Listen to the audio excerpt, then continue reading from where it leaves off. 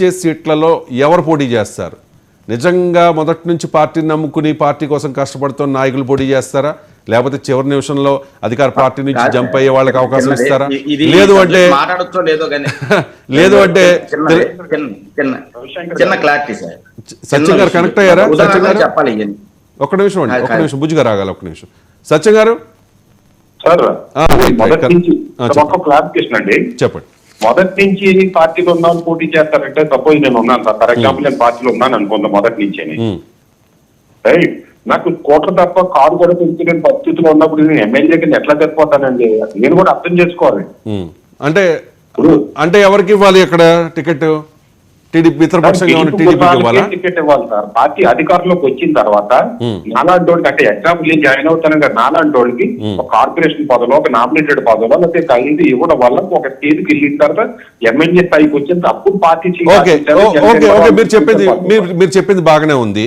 పవన్ కళ్యాణ్ గారు ఒక మాట అన్నారు, ఎన్నికలు అయిపోయిన తర్వాత మనకు వచ్చే సీట్లను బట్టి, అప్పుడున్న అవకాశాన్ని బట్టి మనం డిమాండ్ చేసే పొజిషన్లో ఉండాలి అని చెప్పేసి. డిమాండ్ చేసే పొజిషన్లో ఉండాలంటే డిమాండ్ చేసి సీట్లు తీసుకోవాలా లేదా?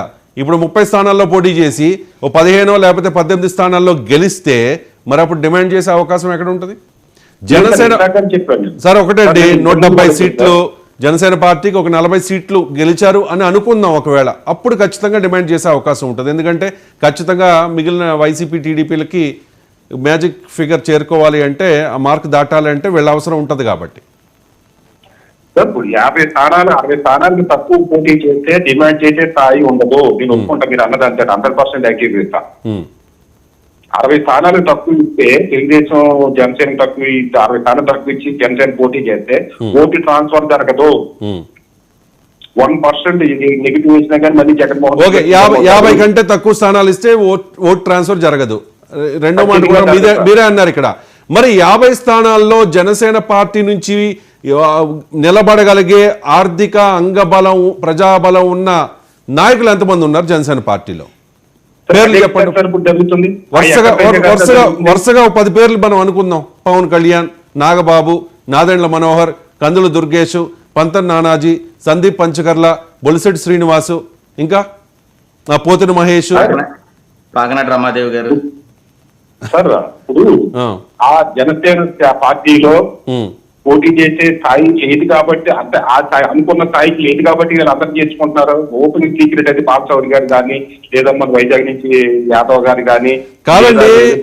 కాదు, ఇక్కడ సత్యం గారు మీకు తెలియంది కాదు, సుదీర్ఘంగా మీరు కూడా రాజకీయాల్ని నిశ్చితంగా గమనిస్తూ ఉన్నారు. చివరి నిమిషంలో వచ్చిన వాళ్ళు వచ్చినట్టే వెళ్ళిపోతే వాళ్ళ కోవర్టులు అయితే సార్ వెళ్ళిపోయేవాడు చివరి నిమిషం వచ్చినవాడని వెళ్ళిపోతాడు, మొదటి నుంచి ఉన్నవాడని వెళ్ళిపోతాడు సార్ అవకాశం వచ్చిన తర్వాత.